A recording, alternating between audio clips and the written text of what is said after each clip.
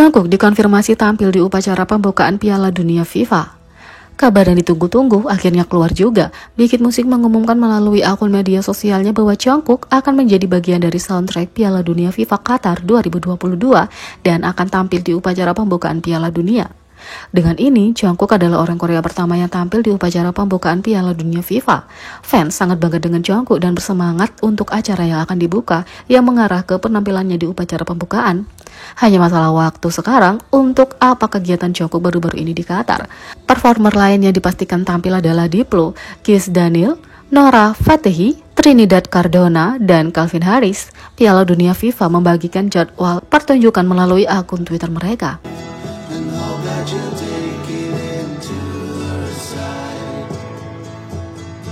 Kedua, ENHYPEN membuktikan mereka grup K-pop generasi keempat paling populer di Jepang dengan memecahkan rekor baru. ENHYPEN telah menjadi salah satu grup K-pop generasi keempat paling sukses di Jepang selama beberapa waktu, dan sekarang mereka dapat menyandang gelar pemegang sertifikasi terbanyak di RIAG dari grup generasi keempat manapun. Sertifikasi RIAG bekerja mirip dengan Circle Chart, meskipun sistem pelabelannya sedikit berbeda. Untuk mendapatkan sertifikasi, album atau lagu harus mencapai nomor penjualan berikut untuk mendapatkan sertifikasi masing-masing. Meskipun ada banyak lagu dalam album K-pop yang telah mendapatkan sertifikat RIAG selama bertahun-tahun, masih merupakan pencapaian untuk mendapatkan penghargaan seperti itu di negara asing dan karenanya patut dirayakan. Itulah kenapa sangat mengesankan bahwa ENHYPEN bukan hanya artis K-pop generasi keempat dengan sertifikat RIAG terbanyak, tetapi mereka jadi satu-satunya artis K-pop yang punya semua album mereka, baik Korea dan Jepang, untuk disertifikasi dalam sejarah RIAG.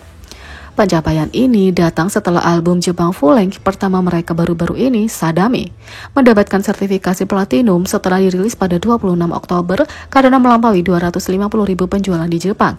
Dengan sertifikasi ini, mereka melampaui artis generasi keempat yang paling banyak tersertifikasi sebelumnya, Tomorrow by Together. Saat ini, kelima album berbahasa Korea Tomorrow by Together, Border Day One, Border Carnival, Dimension Dilemma, Dimension Answer, dan Manifesto Day One telah mendapatkan sertifikasi emas karena melampaui 100.000 penjualan.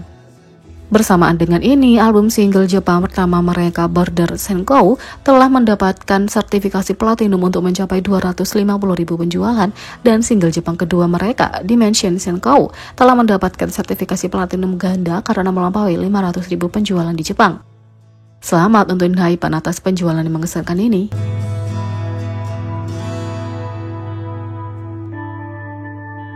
Yang ketiga, Jin mendapatkan pelatihan dasar militernya di pangkalan militer garis depan.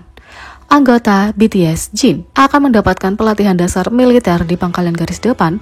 Pada 13 November, sekitar tengah malam, anggota BTS menjawab pertanyaan penggemar dan mengungkapkan bahwa ia akan mendapatkan pelatihan dasar militer di Korps Tentara Garis Depan. Seorang penggemar bertanya, "Opa, ini ulang tahun bulan depan, apakah kamu bersemangat?" Jin menjawab, "Tidak, aku mendapat basis garis depan."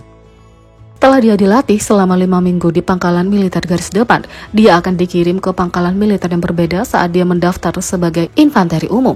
Tetapi beberapa penggemar khawatir bahwa Jin mungkin akan dikirim ke pangkalan garis depan lain selama sisa dinasnya, karena rumor mengatakan seseorang mungkin akan ditempatkan di pangkalan militer garis depan lain kalau dia mendapat pelatihan militer dasar di pangkalan garis depan. Sementara itu, Jin akan mendaftar sebagai tentara aktif pada bulan Desember.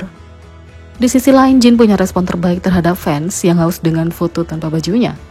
BTS membuat penggemar terguncang ketika mereka mengungkapkan bahwa mereka masing-masing punya tato persahabatan yang serasi pada bulan Juni. Ketika Jin mengungkapkan lokasi tatonya, itu membuat penggemar semakin liar dengan penempatannya. Jin mengungkapkan lokasi tatonya pada bulan Juni dengan fotonya yang bertelanjang dada di pantai, yang bahkan menarik perhatian sesama Hyunglain, anggota J-Hope, Suga, dan RM.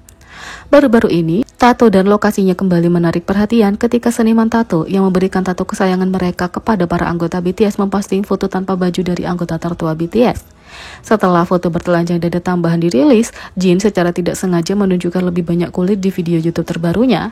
Jin merilis 2 episode acara YouTube-nya The Dragon Truth, di mana ia membuat anggur beras tradisional Korea, makgeolli, bersama teman-temannya, koki selebriti Baek Jong-won, dan pengrajin alkohol veteran Park Rok-dam.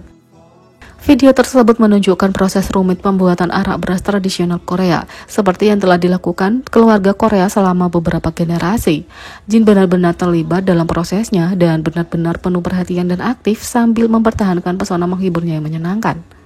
Setelah mengukus, meredam, dan mencampur nasi matang dengan ragi, Jin dan Park Doram dengan hati-hati menyedok kembali nasi ke dalam pot tanah liat dan menutupinya dengan kain dan penutup agar nasi bisa berfermentasi.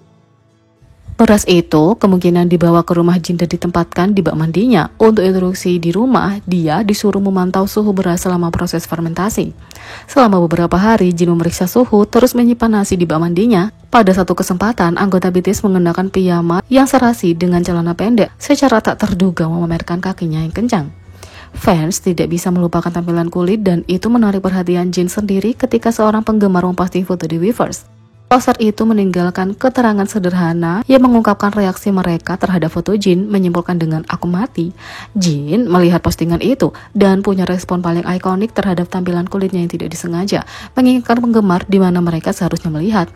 "Lihat wajahku, bukan ini," kata Jin. Jin dengan cepat mengingatkan para penggemar bahwa penampilannya yang tampan harus menarik perhatian mereka.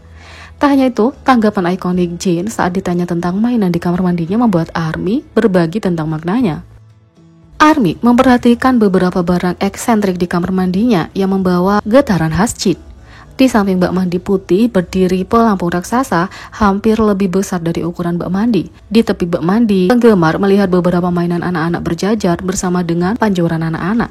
Sementara sebagian besar ARMY berasumsi bahwa hanya Jin yang menjadi Jin, beberapa ingin tahu apakah mainan itu untuk keponakannya yang baru lahir atau bayi lain di keluarganya. Seorang penggemar mengajukan pertanyaan mereka ke Weverse, bertanya pada Jin dalam bahasa Korea yang dibuat oleh penerjemah apakah mainan di kamar mandinya untuk anak-anak. Jin menjawab pertanyaan bahwa itu memang mainannya dan dia menggunakan saat bermain air. Tapi seperti jenius pemasaran sejati, Jin mengakhiri tanggapannya dengan undangan terbuka kepada pengiklan yang tertarik. Jin mengatakan, "Aku menggunakannya ketika aku bermain dengan air. Pengiklan, silakan hubungi aku." Setengah dari fandom mengetahui bahwa Jin benar-benar bermain dengan mainan itu. Setengah lainnya terpecah karena mereka percaya Jin hanya bercanda, terutama karena pengiklanan. Meskipun Jin bermaksud bercanda, reputasi mereknya benar-benar sangat tinggi untuk menarik bisnis yang sebenarnya untuk mempekerjakannya sebagai endorse mereka. Tapi, di postingan lain di mana seorang penggemar mengatakan bahwa dia sekarang akan mendapatkan banyak penawaran merek, Jin dengan cepat mengklarifikasi bahwa dia hanya ingin membuat konten bagus yang akan dinikmati ARMY daripada membintangi iklan. Jadi, bagaimana menurut kalian tentang ini? Beri komentar di bawah, klik subscribe, like, share, dan klik lonceng. Sekian video kali ini, sampai jumpa lagi.